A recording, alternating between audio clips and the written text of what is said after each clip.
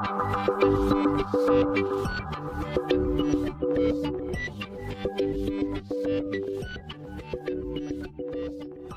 now we'll discuss the next one, how to read and write a file. So look at the board. So first one is reading from the files. Okay, we'll discuss about the reading from the files. This part we'll just discuss first, how to read the files. So for reading purpose in Python, first the functions we'll use, that is called the read functions. Okay, that is called the read functions. This one you write in small, that you write read, always it is case sensitive.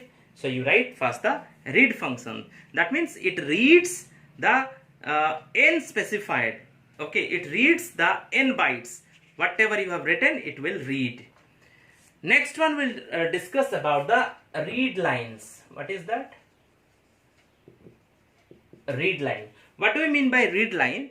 It reads a line input, and if n specified reads at most n bytes.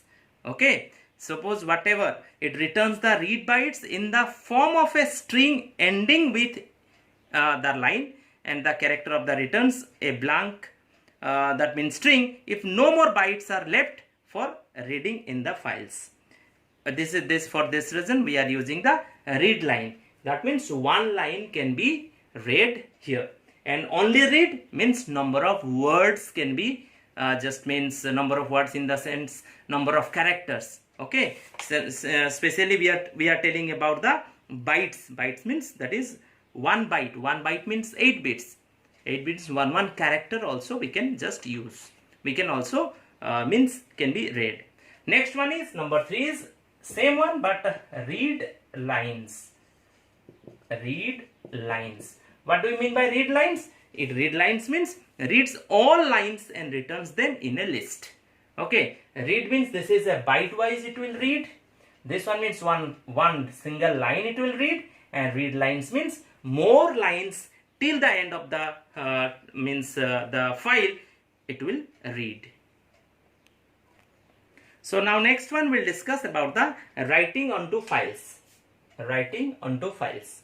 In just like the read functions, we can also write, means just to store some data, and for writing purpose we are writing this one is write and one is write lines. Okay, one is write and one is write lines. Write means what? The writing the string to file referenced by the file handle. File handle means the object of this one. And write lines, write all the strings in the list.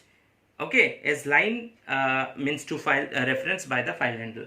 So it helps to read the byte or the words, and it helps to read, that means helps to write all the lines in the files. So instead of just means for writing purpose we are using the both can be used in two modes. One is W mode and also one is A mode, because for both case we need to we need to use the functions write and write lines. But in case of read, no need to use this write. For that one we are using the read. Only difference you remember, if the file is already exist, then we can read it.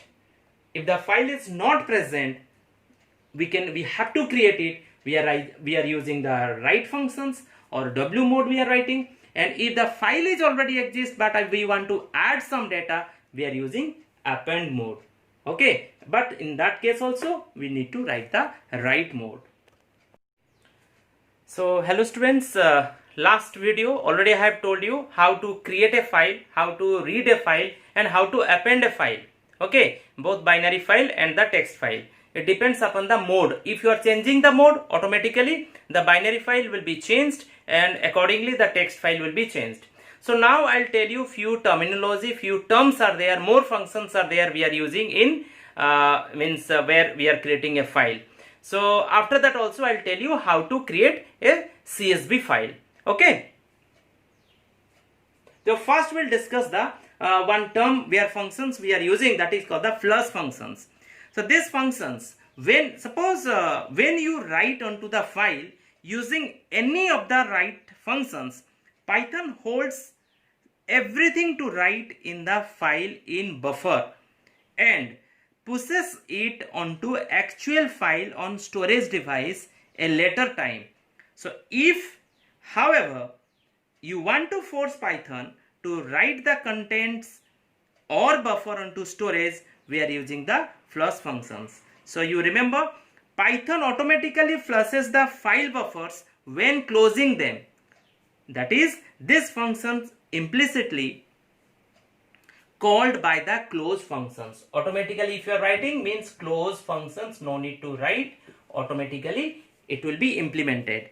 So in short, again I am telling you, this function forces the writing of the data on disk still pending in output buffer. Okay, so next we'll discuss.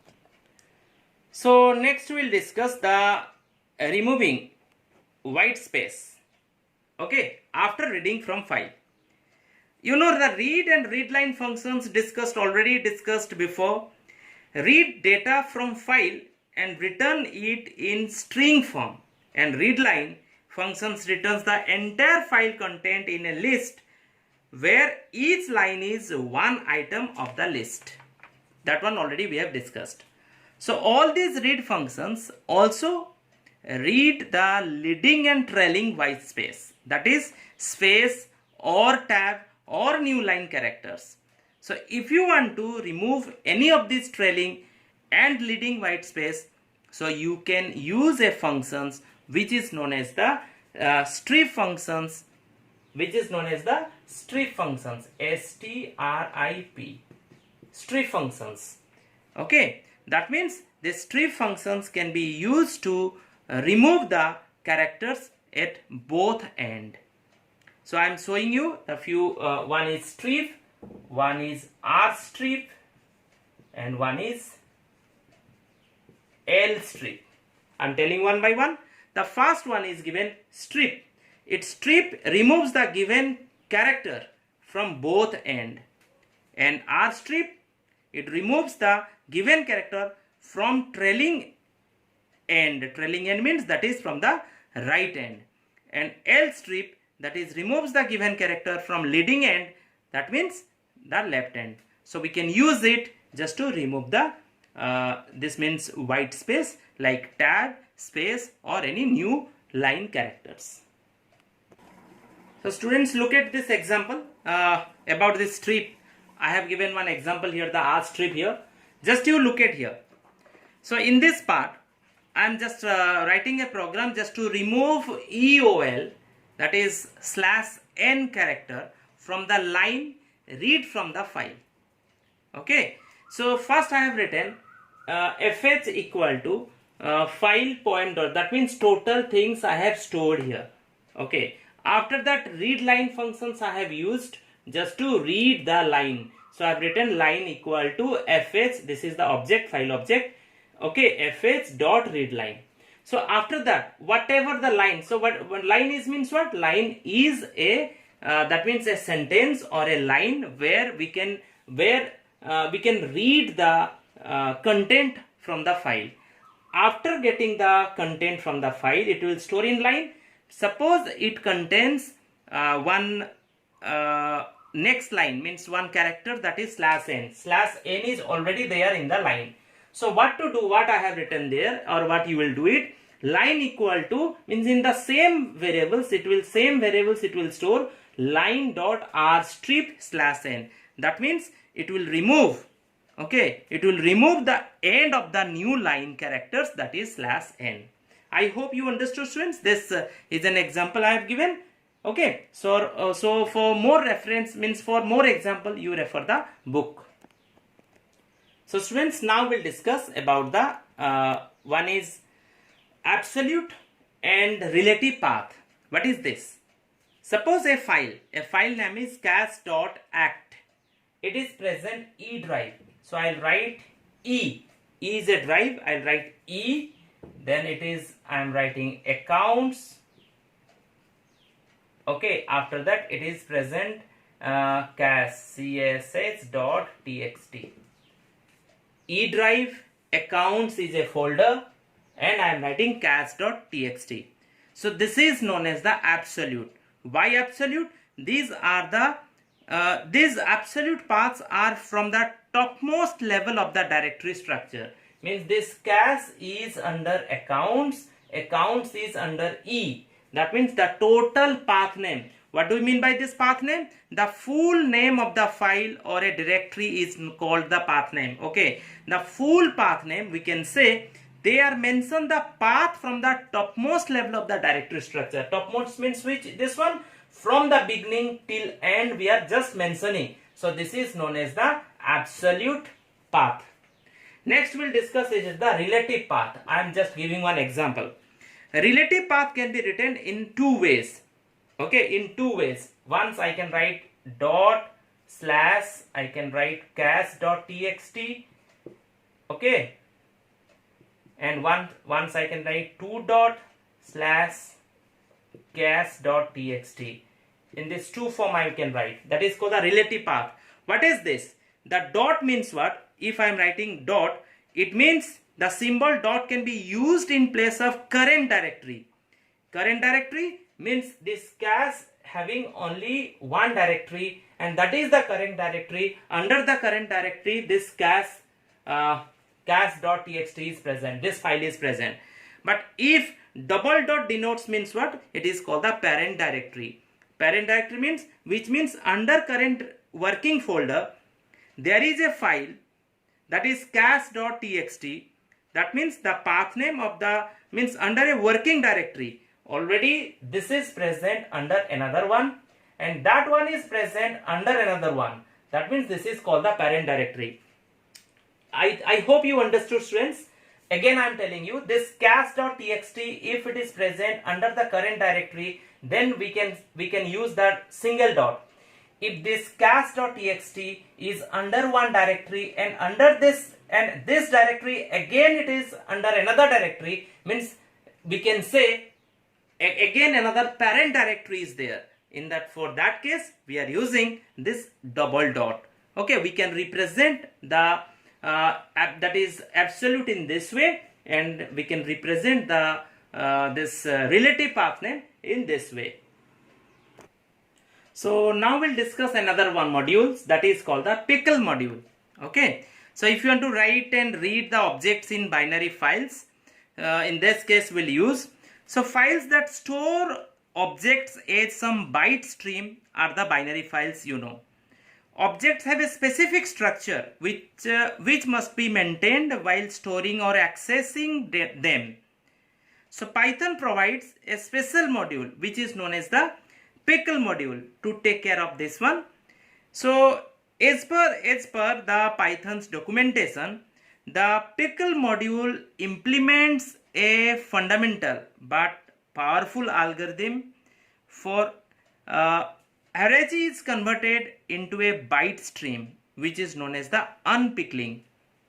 That is called the inverse operations. Okay, I am showing you one example of pickling and unpickling. What is the pickling part and what is unpickling part?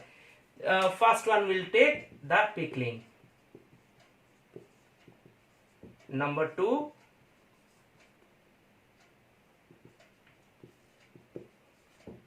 unpickling. Pickling means what? If you want to write the instance onto a file, it is known as the pickling, writing part.